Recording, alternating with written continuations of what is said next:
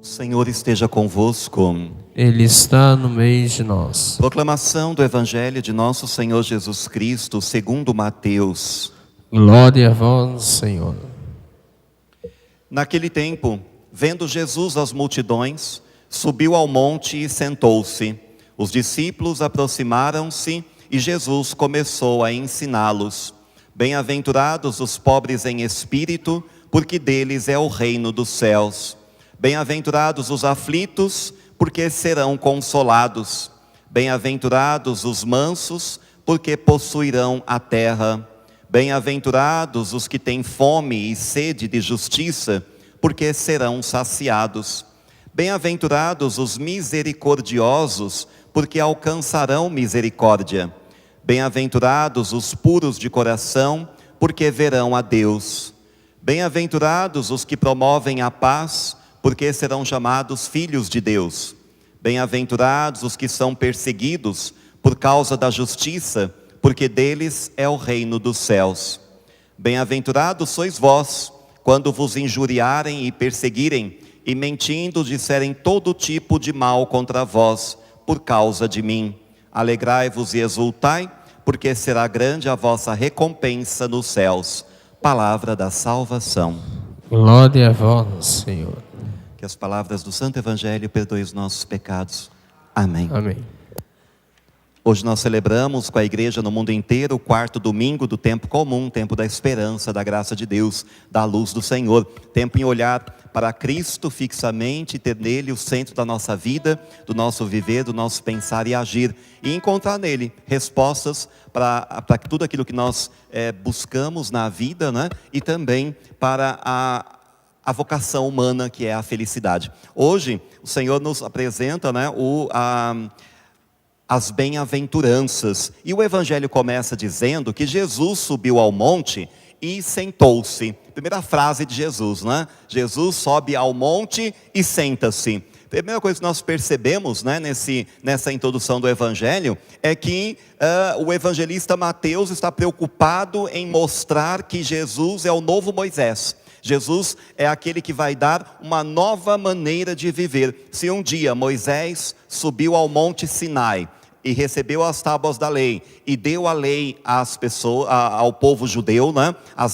Os 10 mandamentos, que eram como que também uma maneira de viver, de se comportar e que poderia levar então a alegria, a felicidade, né? Enfim, não só pessoal, mas também social. E por isso, quem seguisse aqueles mandamentos, né, Deus estaria com ele, assim garantia Moisés. Por isso que hoje Jesus também sobe ao monte, e o evangelista faz questão de dizer que ele sentou-se, porque sentar, né, para o povo judeu da época era sinal de ser mestre, maestria. Jesus senta para ensinar, né, assim como fazia todos os outros mestres em Israel. Os discípulos se reuniam à sua volta, né? O mestre sentava e começava a ensinar. Jesus faz a mesma coisa para mostrar a sua autoridade, né? Sua autoridade magisterial, autoridade divina. E ele começa então falando sobre as bem-aventuranças.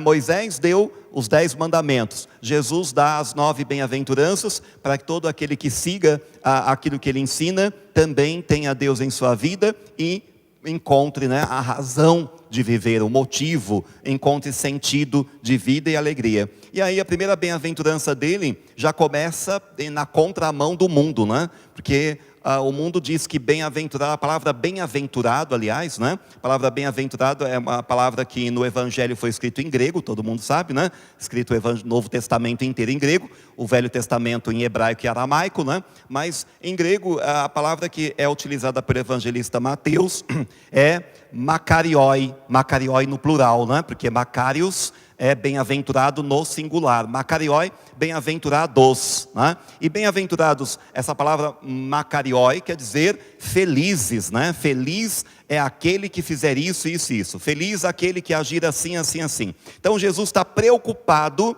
com a nossa felicidade. É a preocupação de Deus. Depois de nos dar a vida, ele se preocupa também que vivamos bem, né? E aí hoje ele diz, né, bem-aventurados os pobres em espírito, porque deles é o reino dos céus. Quando a gente olha para Jesus dizendo isso, né? A gente olha para o mundo e o mundo diz o contrário, né? Bem-aventurado o milionário, bem-aventurado o rico, feliz é aquele que tem 10 apartamentos, né? Um em Londres, Nova York, em Tóquio, enfim, né? Bem-aventurado as pessoas que têm isso e aquilo, e o Evangelho dizendo, bem-aventurado o pobre em espírito, porque dele é o reino dos céus. Agora, que pobre é esse, né? Durante muito tempo, alguns teólogos da libertação diziam que Deus tinha uma opção preferencial pelos pobres. Claro que essa pobreza do Evangelho não é uma pobreza material somente.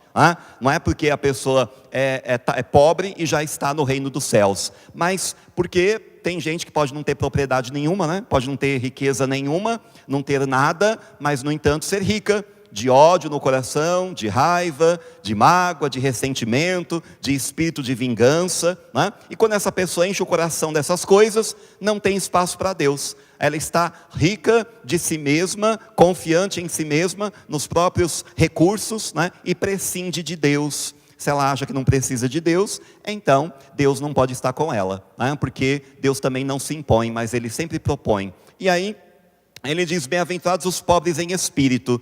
O que é pobre em espírito? Justamente aquele que reconhece-se necessitado de Deus.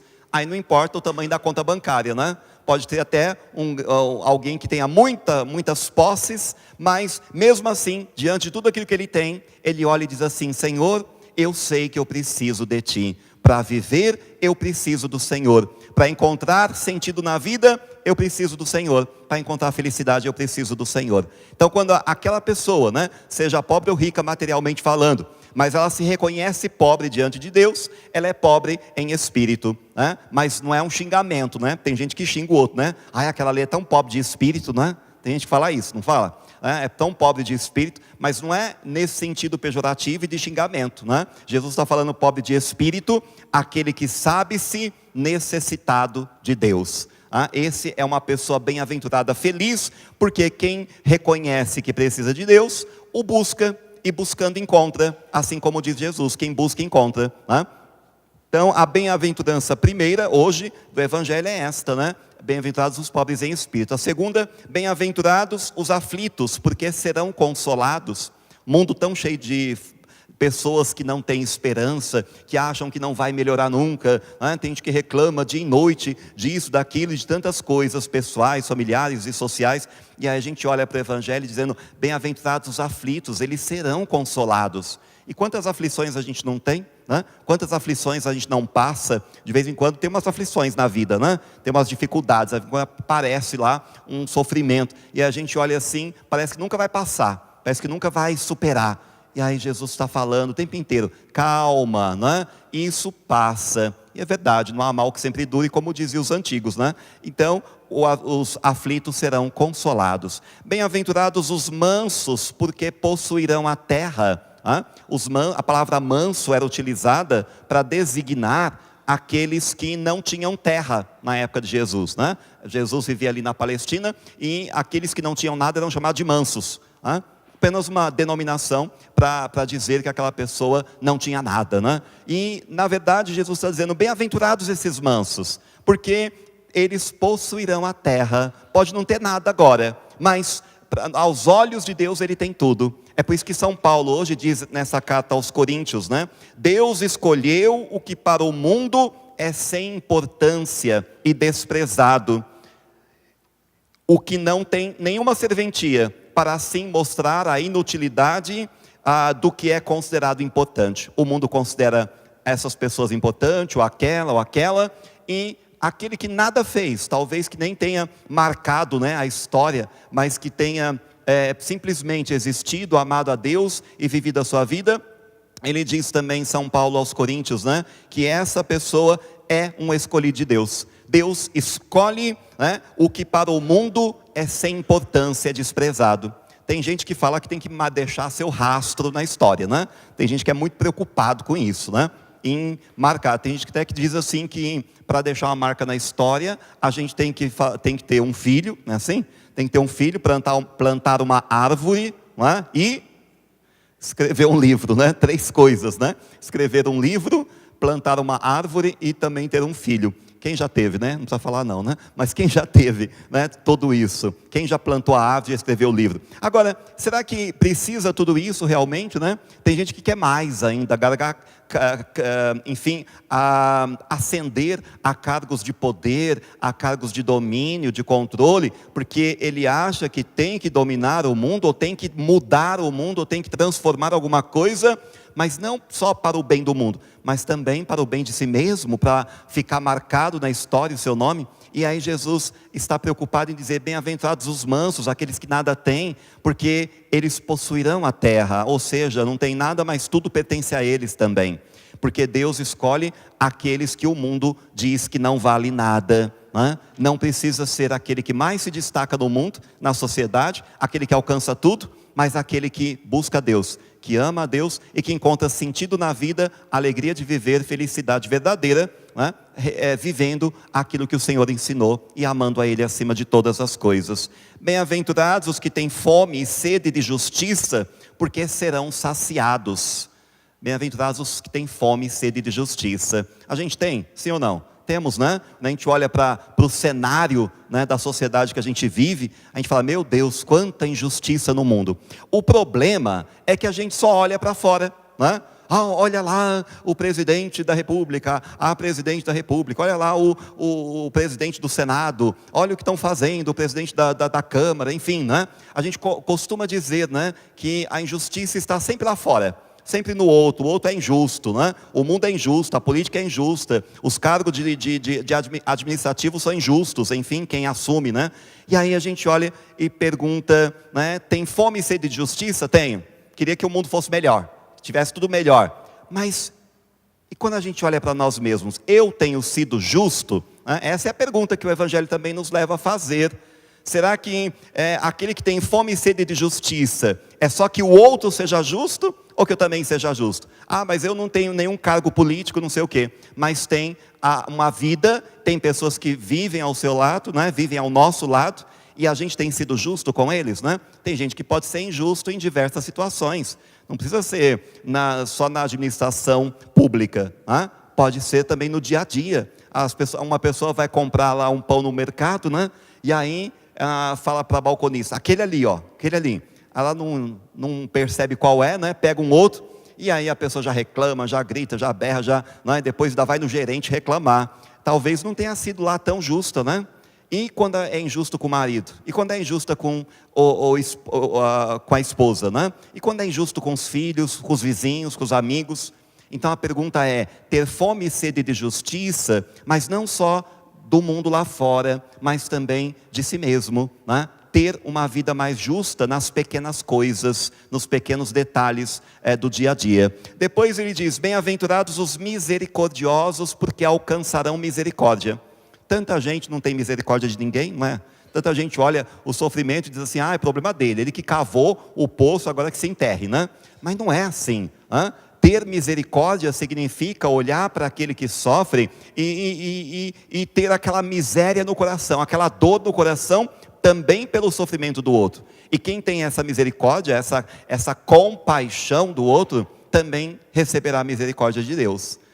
Bem-aventurados os que são misericordiosos, porque alcançarão misericórdia. Olhar para aquele que sofre, para aquele que é perseguido, rejeitado, humilhado, ter compaixão, ter misericórdia, para que também Deus tenha misericórdia de nós. Depois, bem-aventurados os puros de coração, porque verão a Deus. Olha quanta bem-aventurança, né? A gente aprende aqui no Evangelho de hoje, né? Bem-aventurados os puros de coração. Quem é o puro de coração? E quem é o impuro de coração? Olha, tem muito coração impuro, né? E a gente se pergunta: e o meu, está puro ou está impuro? Porque a pergunta sempre é para nós mesmos, né? Nunca é para julgar o outro. Aquele ali tem um coração impuro, aquela ali tem um coração impuro. Não, mas se perguntar: eu tenho um coração puro? Eu estou agindo com o coração puro, eu estou com o coração impuro, cheio de raiva, de mágoa, de inveja, de calúnia, de difamação, de vontade de destruir o outro. Como é que está o coração? Está cheio de amor, de vontade de fazer o bem, de caridade, com fome e sede de justiça, é manso, é misericordioso, ou é um coração que não tem nada disso?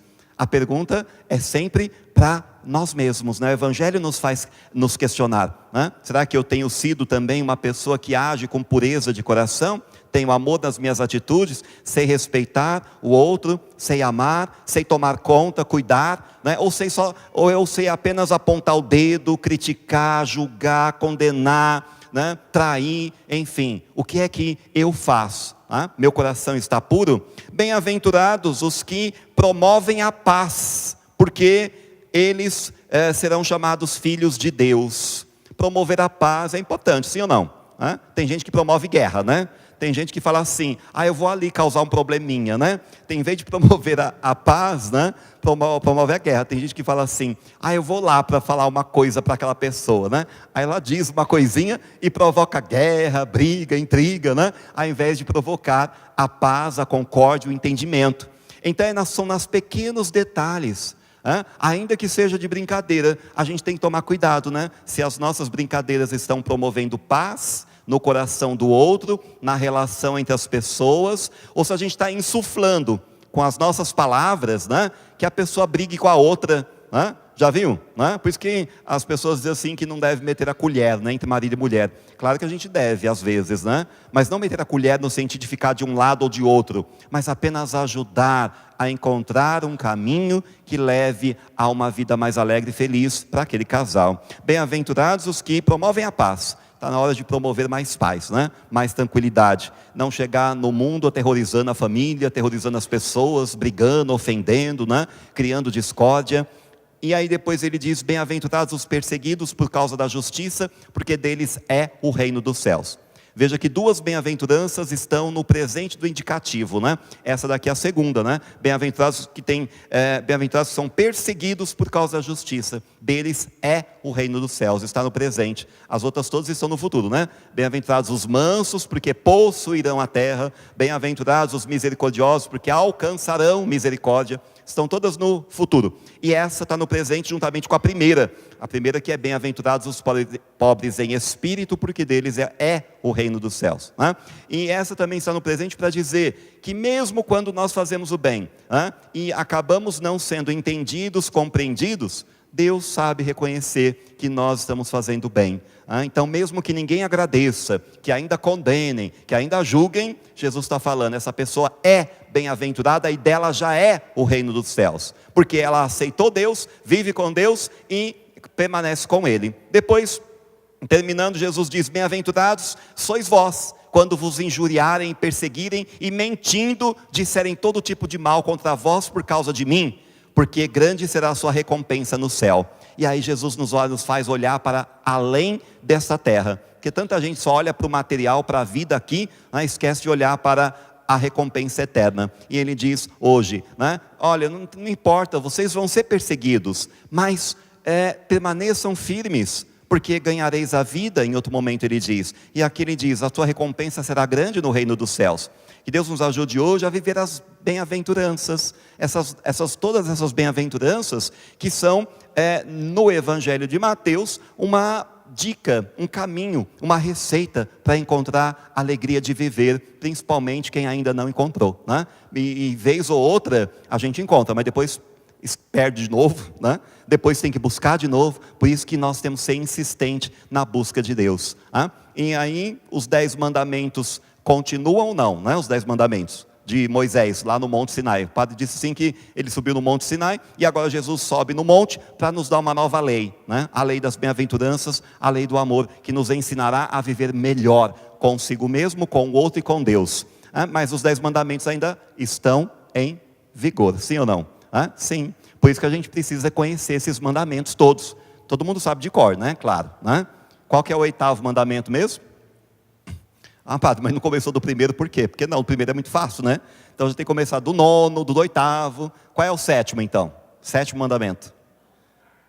Muito bem, né? Não furtar. E o 3º mandamento? 3º mandamento? Não estou ouvindo. Guardar domingo e dia de festa, né? 3º mandamento. E o 4º, honrar pai e mãe. E o 5º? Não matar. E o 9º? Não desejar a mulher do próximo, né? E o 10º? Não cobiçar as coisas alheias. Voltando agora para o sexto, não pecar contra, ou não cometer adultério, né? E o primeiro, agora volta para o primeiro, né? Amar a Deus sobre todas, colocar Ele sempre em primeiro lugar, né? E o segundo, não tomar o santo nome de Deus em vão. Veja que é importante, né? Quem não lembra dos 10 mandamentos de cor e salteado, né? Tem que vir sexta-feira aqui na Escola da Fé. Toda sexta-feira nós temos a missa das 7 às 8 da noite e depois tem Escola da Fé, né? Para que a gente possa perguntar, questionar, aprender sobre a fé, sobre a doutrina, sobre a Bíblia, enfim, e entender um pouco mais da nossa própria fé. Então, às vezes a missa, o padre tem que falar só um pouquinho, né? Não dá para dar toda uma catequese. E aí a gente se reúne aqui, né, nas sextas-feiras e vamos aprender um pouco mais, sim ou não? Eu vou fazer chamada oral de novo semana que vem, né? Aí eu vou perguntar os 7 pecados capitais, né? Pode ir decorando, viu, em casa. Quais são os 7 pecados capitais? Quais são os 7 dons do Espírito Santo? Quais são os 7 sacramentos? Quais são os 5 mandamentos da igreja? Olha quanta coisa o padre vai fazer chamada oral o mês inteiro, né? Vamos perguntar, e é bom que a gente aprenda. Para isso não é tudo, claro que não. A gente tem que aprender muito sobre a palavra de Deus, sobre a Bíblia, temos que aprender muito sobre a doutrina, os sacramentos, enfim, muita coisa. Mas alguma coisa a gente tem que lembrar de cor também, né? Sim ou não? Imagine se alguém pergunta para você na rua, né? Qual é o 7º mandamento? Deixa eu ver. Acho que deve ser assim, né? Não, tem que falar na lata, né? Na lata. Combinado? Então hoje, olhando para as bem-aventuranças, que evangelista que nós lemos hoje? Proclamamos? Qual é o evangelista? O padre diz, Evangelho de Jesus Cristo segundo São Mateus hoje, né? Podia ser Lucas, Marcos, João, hoje é Mateus, nós estamos no ano A, e no ano A sempre vai ser Mateus aos domingos. Vai ler em casa, lição de casa, ler o Evangelho de Mateus, esse trechinho de hoje, capítulo 5, versículos de 1 a 12. O que nós vamos ler em casa? Mateus 5, de 1 a 12. Sabe por quê? Porque você vai querer aprender mais como ser feliz, como ser bem-aventurado, como ser makarioi, né? Makarioi em grego, como buscar essa bem-aventurança. E mais, ensinar aqueles que não vieram à missa. Tem gente na sua casa, vizinho, amigo, no trabalho, que precisa saber como ser um bem-aventurado. E é você quem vai dizer a ele, né? Já que ele não esteve hoje aqui. Amém? Deus nos abençoe, Nossa Senhora também. Hoje rezamos por Cíntia Cibele Ribeiro, 7º dia, que ela seja acolhida na glória eterna pelas mãos de Deus e de Nossa Senhora do Rosário, a pessoa que viveu com Deus, que buscou a Deus e que, a seu modo, tentou viver todas essas bem-aventuranças, buscando a graça de Deus, né? Que Deus abençoe a todos os parentes da Cíntia e que o Senhor a receba na glória eterna pelas mãos de Maria Santíssima e de São José, dos anjos e dos santos. Nossa Senhora do Rosário, São José, em nome do Pai e do Filho e do Espírito Santo. Amém.